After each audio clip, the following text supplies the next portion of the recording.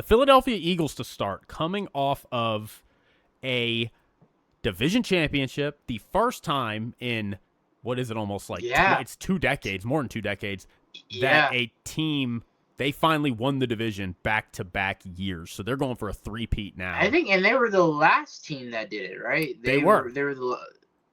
They were. Ironically enough, last year had 7 new division winners. 7 of the 8 divisions had new winners. The only one that didn't was the one that was historically known as never having repeat champions. So that's kind of odd. That's kind of ironic. But that is pretty funny.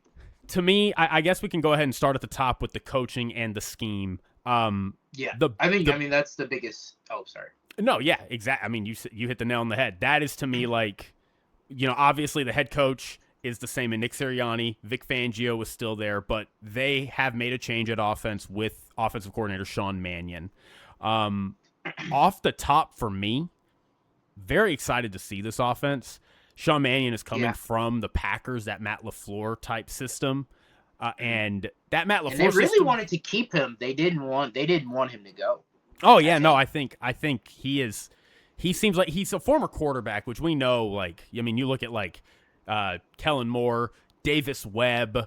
Even David Blau now in Washington, like these guys that are former quarterbacks, they're really kind of getting a chance to step up and show what they can do in the offensive coordinator role. But Sean Mannion, he is going to bring a way different look offensively to this team. He is going to bring that Matt LaFleur system, which is kind of a cousin of the Shanahan system, under center. I feel like they're all just mimicking the Kyle Shanahan. It's very incestuous. It is. It's very under center. It's a copycat league. Well, it works. It is, and this is part of the point, right? Like, it is a very easy system to adopt. It takes a lot of pressure off the quarterback. It takes a lot of pressure on the offensive line. It puts all the pressure on the defense because, under center, wide zone scheme, bootleg play action off of those wide zone looks. It keeps the linebackers constantly guessing. They step up, you throw it over their head. They pull back, you run it with your cool running back. In this case, Saquon Barkley, who's pretty good. He's pretty good. So, I think last year you saw this offensive line and Saquon Barkley have a down season. So this is the kind of system that really will help them get right. Big question is Jalen Hurts, right? Jalen Hurts and the notorious, he can't throw over the middle. He's incapable of it. I got some stats for you, Christian, really quick for you. So last year, Jalen Hurts had 28 passes between the hashes. He was very efficient when he throws over the middle, but last year he only had 28 passes between the hashes. That was his career high. That's his career high. So the most passes he has ever had in a single season over between the hashes is 28. So it's going to be a definite change for him. But off the top, like, he's a veteran. I know worries about can he throw anticipatory passes. But I'm not worried about that. I really do think he's going to be fine, and this offense is going to take a load off of him, off of the O-line, off of Saquon Barkley. So schematically, I'm very excited to see what this offense brings, and I'm pretty optimistic that it's going to be good. Just to stay on the coaching side and the head offensive coordinator side, like you said, Sean Mannion, cousin of the Kyle Shanahan system, so wide zone scheme, quarterbacks are under the center. I think we're going to be seeing a lot more, kind of thrown all over the field, especially not just the middle, but like, as we know, Jalen Hurts is an accurate quarterback. I just think he probably needs to get one area of his game he probably needs to get better at is, those anticipatory throws that you talked about where, because I think he's a very accurate quarterback. I know he had a down year last year, but that offense was just out of place. Sean Mannion, I think, does bring that stability here.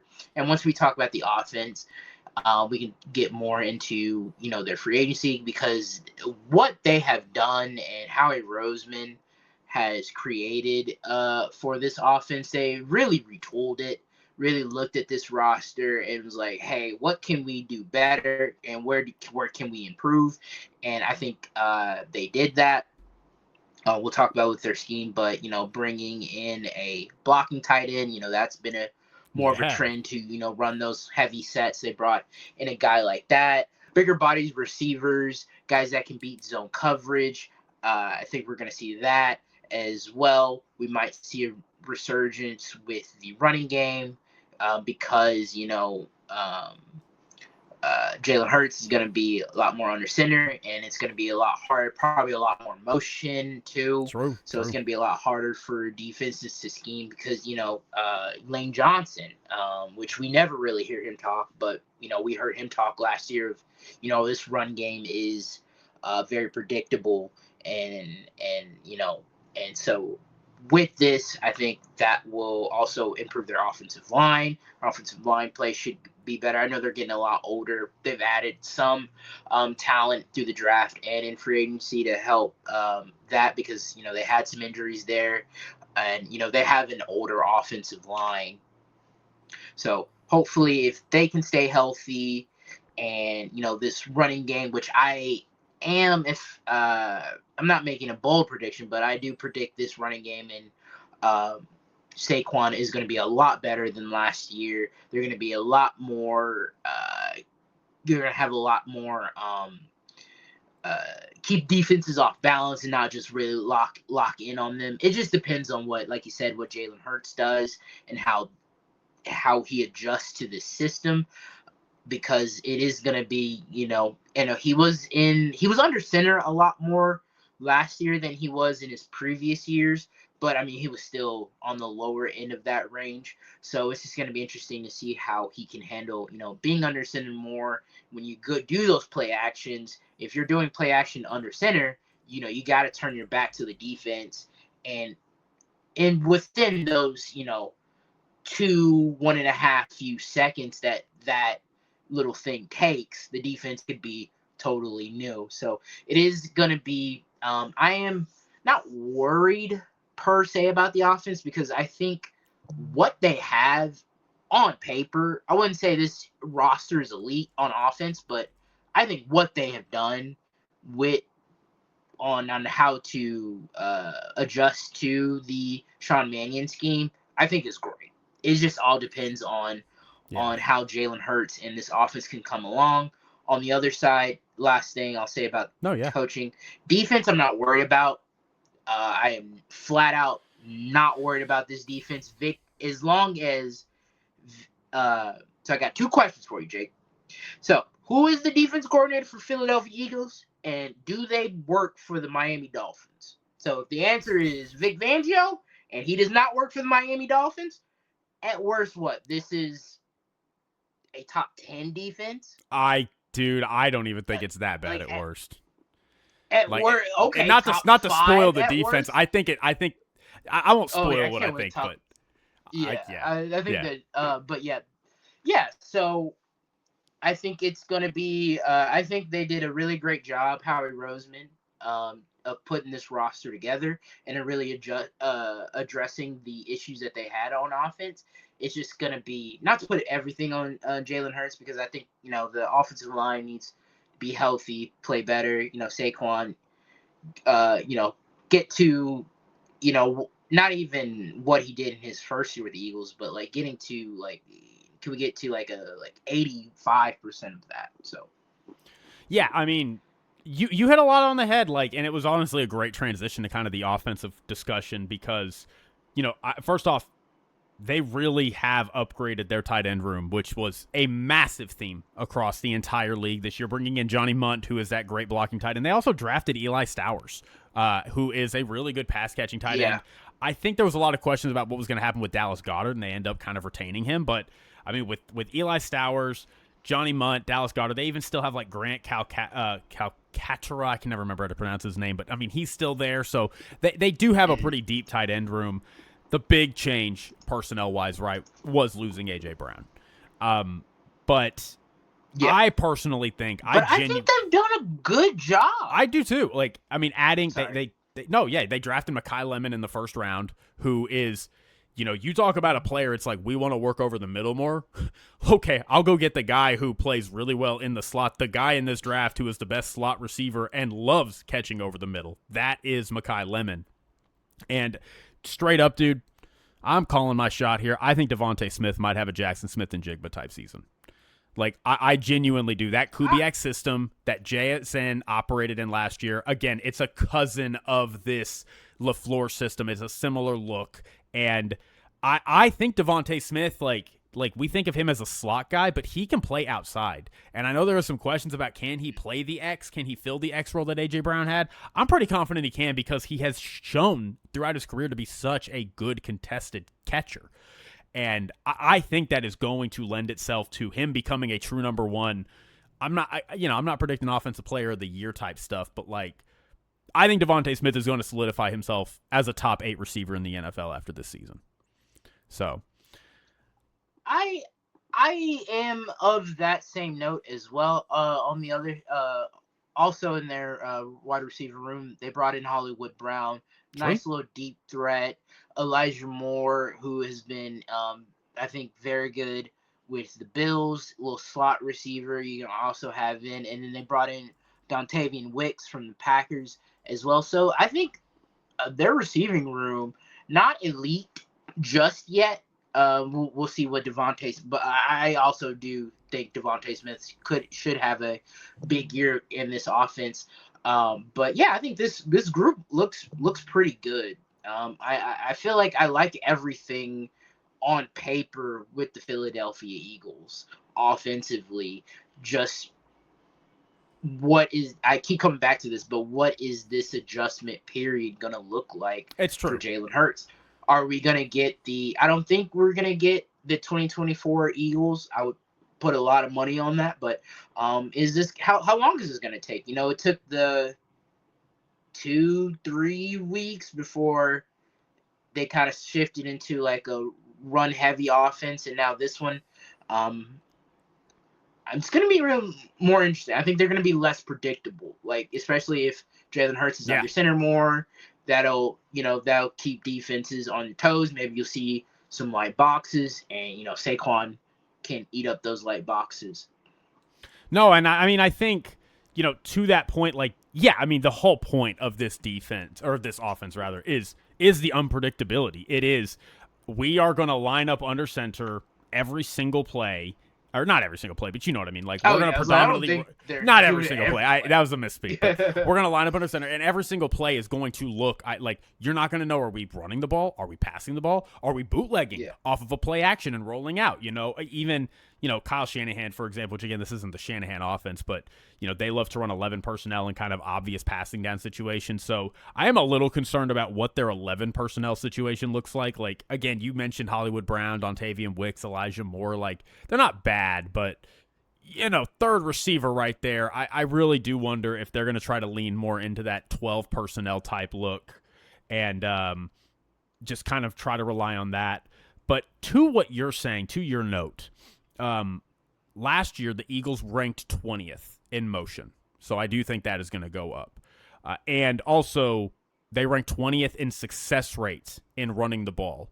Last year, the Packers, for all the issues they had with their running backs, with Josh Jacobs not having a great season, with their offensive line, they were still 9th in success rate, which means success rate, for those of y'all who don't know, is the ability of the offense to just stay ahead of the chains. Did you get the 3 or 4 yards you need on this down? Did you get it on this down?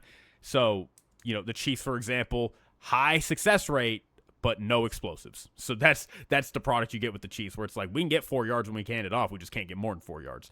So, last year they were 20th in success rate. They were 10th in 2024. So I think getting Saquon Barkley back on track, getting that offensive line back on track, and really just the health of that offensive line was so bad for them last year. So, like, you got to predict that's hopefully not going to be as much of an issue.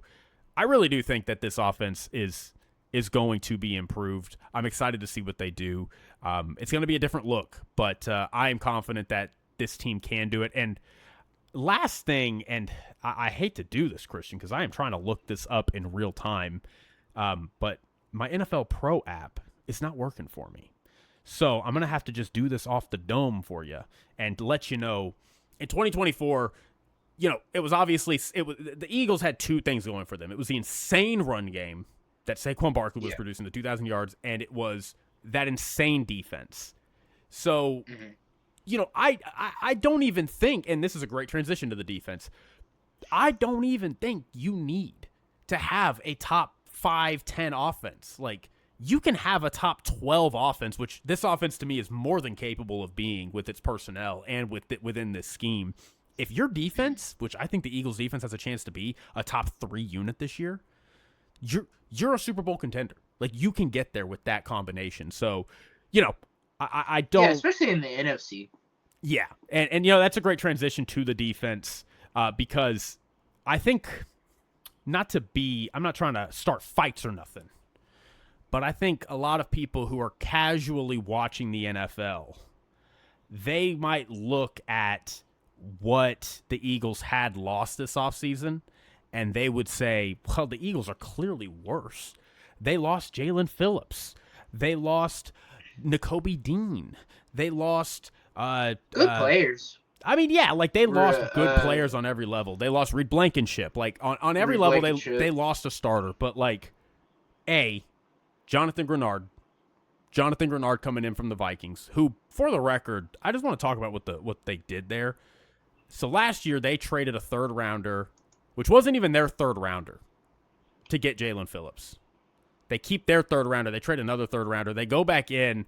They get a comp pick, which is another 3rd rounder, and they trade that 3rd rounder for Jonathan Grenard. So, like, they're able to they utilize their resources so well to fill in holes without actually costing them anything on the other side of the ledger. So Jonathan Grenard is here yet again, another 3rd-round pick gone to get him in, and you just have even better depth in your defensive line room. I think he is more than suitable replacement for Jalen Phillips, considering the 2 demons they have in Jordan Davis and Jalen Carter in the middle, and Moro Ojomo is still there as 2 for that 3rd slot. So, and then I'm also Jalix Hunt, dude. I think Jalix Hunt about to have a breakout season.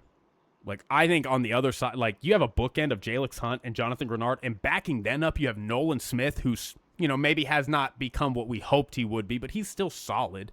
And AJ Epinesa coming from Buffalo, who, he's older, but he's a nice mercenary for hire. He's your 3rd or 4th guy. Like, you're cooking. And, you go into that linebacker room. I know they lost Nakobe Dean, Jahad Campbell. They knew they were losing Nakobe Dean. That's why they drafted Jahad Campbell last year. Jahad Campbell saw limited snaps. He went in for Nakobe Dean when Nakobe Dean was hurt. Jahad Campbell is about to be their starter now, and you are about to see Jahad Campbell be a menace on the football field. I genuinely think he is going to probably end up being top 10, top 12 linebacker when it's all said and done this year. And then, last thing, I don't care that they lost Reed Blankenship. Reed Blankenship is a fine player. And, he's good. He's a good safety. He is a good safety. But having Cooper DeJean there, having Quinyon Mitchell there are both solid. Marcus Epps and Andrew Makuba are still there. And, as we all know, they added Reek Woolen. Which fills that horrible second corner spot that they had last year with Adoree Jackson just getting cooked constantly. So, like, I understand, like, on paper, it's like, oh, they lost guys at every level. It's like, no, like, they did, but the guys they have stepping in are more than suitable, if not improvements in some capacity. And I think the depth they added, and I think the patchwork that they fixed in a lot of these areas, I genuinely think, I'm going to call this too, this might be the best personnel that Vic Fangio has had since he's been in Philadelphia, even better than what they had in 2024. I think this personnel. Even if what he had in Buffalo or no, in Philadelphia, specifically. Okay. I mean, it might be. Dogs. It might be also like throughout his career, like throughout the past like decade, but just since Philadelphia, because like I know the anchor is like that 2024 defense was amazing. I think this defense personnel wise is better than it was in 2024, because like that 2024 team was awesome, but like it also had a rookie Cooper DeJean. It had a rookie Quinyon Mitchell. Quinyon Mitchell and Cooper DeJean are going into year 3 now. Do you know how much better of players they are just by merit of experience in this system? Like, I am so excited about what this defense is going to be. I think this defense at minimum is the top 5 unit this year. I would predict them to probably finish in the top 3. What says you? Yeah, like what you said, I would say the one, I guess, slight complaint I have about this defense is their edge rushers. I think like that's their weakest point, weakest thing on this defense, but I mean, they got guys in there, and then they can throw you bodies after bodies in there. And with Vic Fangio governing this defense, I think it won't be a problem. You mentioned a lot of the people I was gonna mention on the defense, like Reek Woolen, obviously for their corner spot with Cooper DeJean there. No, Jake, I thought you made a lot of great points about this defense, and yeah, like I said, I am not expecting, like with the Eagles' offense, I'm expecting a transitional period, maybe be a little rough, maybe in September into October, maybe they'll catch their footing by like mid-October, but I expect this defense to hit the ground running immediately. They might have, as all teams go through with injuries and stuff like that. But I still think this unit is going to be collectively, like you said, I think at worst top 10, but this has the potential to be a top 5, top 3 defense. And once everything starts gelling and people are healthy. Like, I agree with you. I'm excited to see this unit. It's very, very scary unit. But yeah, and all the pieces they left. Oh, so they lost a lot of pieces. It's like, no, they had a plan, or they had guys there in place to. So like, they're not gonna miss a beat. Might have some, with new players and all that stuff. So you might have some kinks you need to get out the first few weeks of the season, all that maybe that don't get ironed out in a preseason, but. No, this defense should be amazing, and as long as this offense can come along for the ride, and like you said, not even be a top 10, can you be a top half of in the league or offense, and you should this team should get very, very far in the playoffs, maybe even playing in the Super Bowl if all things go well. Yeah, no, totally agree. And I will say, like, I'm not as worried about their adjustment period. I hear you on, like, their edge. It's a lot of new guys. Like, again, Arnold Ebiketie is new here. AJ Epinesa is new here. Jonathan Grenard is new here. I would say it's the weakest part. It is the weakest part, but, like, I've kind of come around to this belief where, and I actually I mean, when you're listening to this, this is probably a 2-week-old post from me at this point, but Jalen Carter just got extended. And where this is the day after we are recording, and I have a whole point where I'm saying the best defenses and teams in the NFL are prioritizing less and less their edge room, and they're prioritizing their interior defensive line. You look at Byron Murphy, Leonard Williams for Seattle. You look at Christian Barrymore and Milton Williams for the Patriots. Yeah. And the Eagles are no different. Jordan Davis under contract, Jalen Carter under contract. It's like, and the reason for that is, like, if I can have 2 guys in the middle of this defense that force the center guard to give attention to them, you need 3 guys to block their 2 guys. That leaves your tackles in one-on-one situations with the edge. And if I have my edge players in one-on-one situations, I don't need Myles Garrett. I can get Jalix Hunt. I can get Jonathan Grenard and be just fine and force pressure that way. That makes sense, because I think that's what Seattle did. Like, exactly. They were just by committee, and and guys played very, very well. And even on that note, like, the other point is, you look at, I mean, DeMarcus Lawrence, right? DeMarcus Lawrence is not a disruptive pass rusher. DeMarcus Lawrence is, I'm going to set the edge, and I might not get to the quarterback very often, but nobody's getting outside of me, And so they rely on, like, DeMarcus Lawrence to set the edge, and they send Nicky Manwari. They send their linebackers off the edge. They send all these different safeties and linebackers as opportunities to come off and get that edge pressure instead of using their actual edge rushers. And Mike McDonald's defense is kind of an offshoot of the Vic Fangio defense. The Vic Fangio defense is going to do the same thing. They're going to put Cooper DeJean at the line. They're going to use their linebackers and maybe blitz sometimes with Zach Bond or have Jahad Campbell shoot a gap. They're going to bring simulated pressure. And all of a sudden it's like, I am generating pressure with all these different combinations, and my edge rushers are really not even are not even a huge part of generating that pressure because they're setting the edge for me. So, just having that tandem in the middle that they have, and even adding, Moro Ojomo to it, like, it's sick. It's sick. So, Christin, I think defensive tackle is their strongest position. I agree, and I love me some Cooper DeJean and Quinyon Mitchell too. I don't want to get it. I love so much. Fantastic. And and you know how I feel about Jahad. I could sit here and just wax poetic about this whole team, but Christian, we got to talk about how they're going to do. We got to close out the Eagles preview right here. What is your prediction? How many, we're not picking playoffs right now. We'll do playoffs at the end of all these predictions. We're picking just how many games, give or take, you think they're going to win, where you think they're going to finish in the division, what is their ceiling, what is their floor? I'll start with floor. I think floor is maybe just outside of the playoffs. So I'm thinking defense is great, but they just couldn't figure out the offense, or it was just too little, too late, toward the end of the season. So I think floor is 9-8 could, yeah. Well, 8-9 made the playoffs last year. But yeah, around there, 7-8 wins, missed the playoffs. I think that's their floor, and I think it's mainly because the offense couldn't get fixed, and then we're kind of doing the same thing we did this offseason with the Eagles, going into next offseason. So that's my floor for them. So missing the playoffs, but still winning 7-9 games, around that range. I don't see them losing less than 6. I think this defense is too good, and I think they got too talented of players to win only 6-5 games.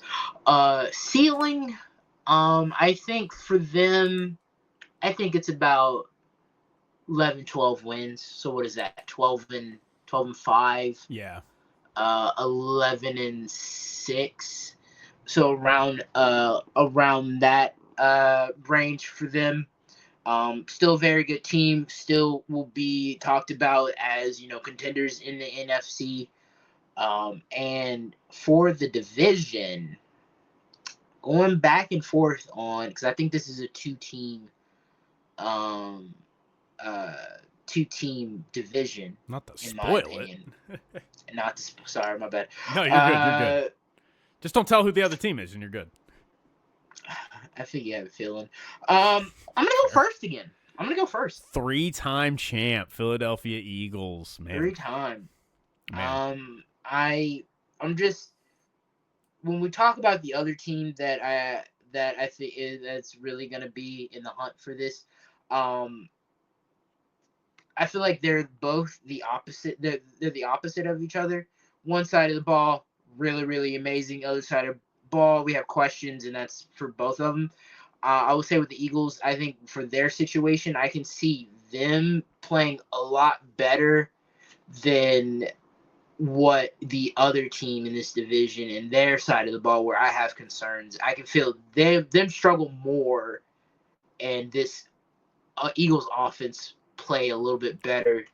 If that makes, if I no, that, I think okay. I think what you're saying makes sense. It's the and I kind of feel the same way. Spoiler alert, I am also picking this team to win this division. I really wanted so badly to. I mean, obviously, I'm a Cowboys fan, so I want to pick the Cowboys to win this division. And I think they have a chance. I just think. No, solid chance. Good chance. Eagles have. Again, if we're talking about as far as comparing the Cowboys to them, right? The Eagles defense to me, what? I was gonna say, Jake. I didn't say who. No, I know. I'm talking about my team that I think okay. if there is a team that could upset the Eagles for this, I think the Eagles defense is better than the Cowboys offense. Not that both are great, but I think the Cowboys offense is a little. It could have some regression, and even if it finishes at a top 7 or 8 unit, which is awesome, I think this. I don't know. I feel more confident that the Eagles defense can finish as a top 3 unit than the Cowboys offense can finish as a top 3 unit. And on top of that, as optimistic as I am about the Cowboys defense improving this year, I still think the Eagles. I mean, I think at minimum the Eagles offense is going to be the 14th best. You know what I mean? It's going to be a league average offensive best. I don't know if the Cowboys are going to be a 14th best defense. I think they're probably going to be around the 20th. You know what I mean? So I think that's a big improvement.